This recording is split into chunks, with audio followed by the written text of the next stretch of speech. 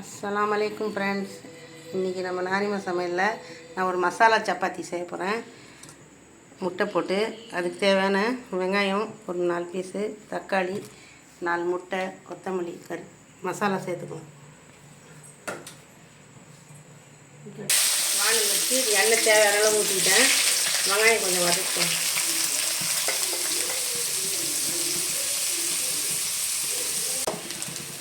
ரொம்ப திட்ட ஒரே ஒரு பச்சை மிளகாய் போட்டிருக்கேன். இதில் நிறைய போடல. பச்சை மிளகாய் போட்டால் அப்படியே கிடைக்கும் வாயிலிருந்து. தக்காளி போட்டுக்கலாம். இஞ்சி பூண்டு பேஸ்ட்டு,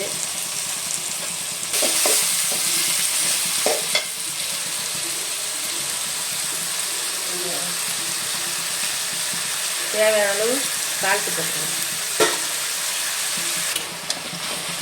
வெங்காயம் தக்காளி லைட்டாக வதங்கிச்சு, ரொம்ப வதங்கிட்டதில்ல.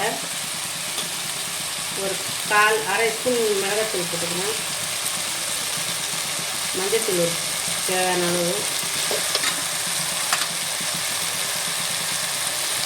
நான் வீட்டிலே செய்த கரம் மசாலா, பட்டை லவங்கம் ஏலக்காய் போட்டு நல்லா அரைச்சி வச்சுருக்கேன்.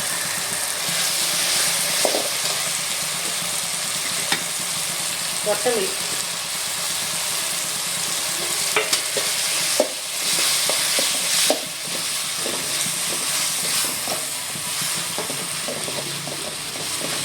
அவ்வளோதான். நல்லா பெரட்டி விட்டு நல்லா வதங்கிச்சு. இன்னும் கொஞ்சம் வதங்கணும். நம்ம இறக்கி கீழே வச்சுட்டு அதுக்கப்புறம் நம்ம சப்பாத்தி இந்த அளவுக்கு நல்லா வதங்கிடுச்சு. இப்போ நான் இறக்கி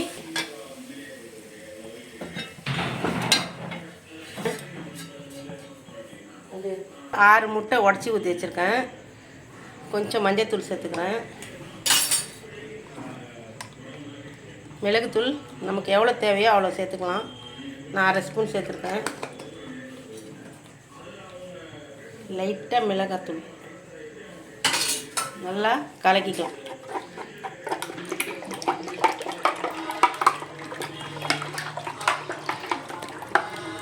நல்லா கலக்கி நம்ம வச்சுட்டு இப்போ சப்பாத்தி நம்ம மாவு பிசைஞ்சு சப்பாத்தி எவ்வளோ அவ்வளோதான் கலக்கி வச்சிடறேன். இது இப்படியே இருக்கட்டும். சால்ட்டு கொஞ்சம் சேர்த்துக்கலாம்.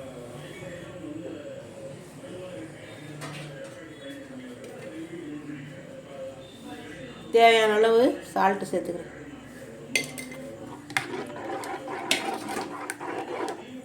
அவ்வளோதான், இது அப்படியே இருக்கட்டும்.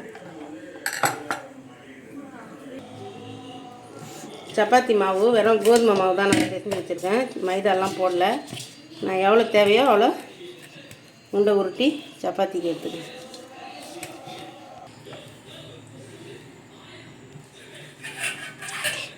சப்பாத்தி திரட்டிட்டேன். லைட்டாக எண்ணெய் தடவிட்டேன். அப்படியே பதில் மாதிரி லைட்டாக போட்டுக்கலாம்.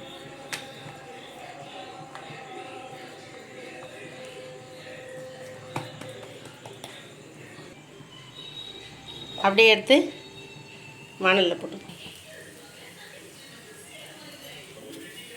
நல்லா இந்த பக்கம் வெந்துட்டு தான் அப்படியே ஒரு திருப்பிக்கலாம்.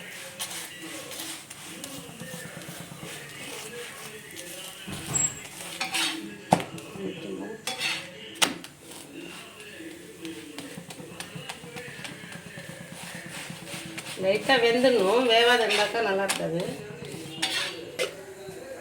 இந்த மாதிரி 2 பக்கமும் திருப்பி போட்டு இந்த மசாலாவை எடுத்து நம்ம கொஞ்சமாக இப்படி போட்டுக்கணும்.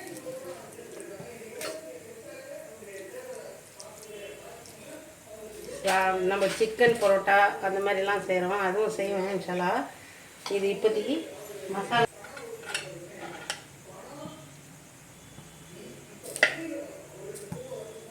மேலே கொஞ்சமாக அப்படி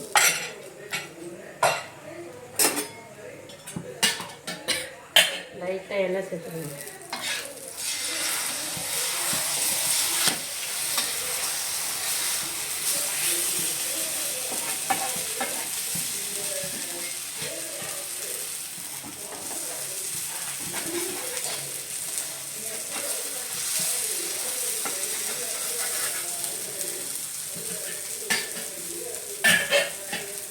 அவ்வளோதான். லைட்டாக எண்ணெய் வெங்காயம் சேர்த்துக்கலாம். சாப்பிட்றதுக்கு நல்லாயிருக்கும் மசாலா சப்பாத்தி மாரி.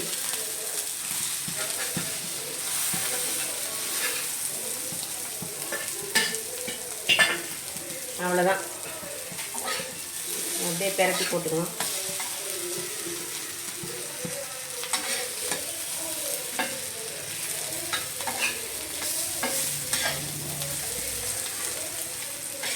அவ்வளோதான், மசாலா சப்பாத்தி.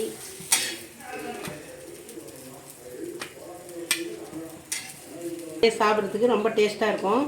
இன்ஷால்லா நீங்களும் ட்ரை பண்ணி பாருங்கள். இந்த வீடியோ பிடிச்சிருந்தா ஒரு லைக் பண்ணுங்கள், ஷேர் பண்ணுங்கள், கமெண்ட் பண்ணுங்கள், மறக்காமல் சப்ஸ்கிரைப் பண்ணுங்கள். அஸ்ஸலாமு அலைக்கும்.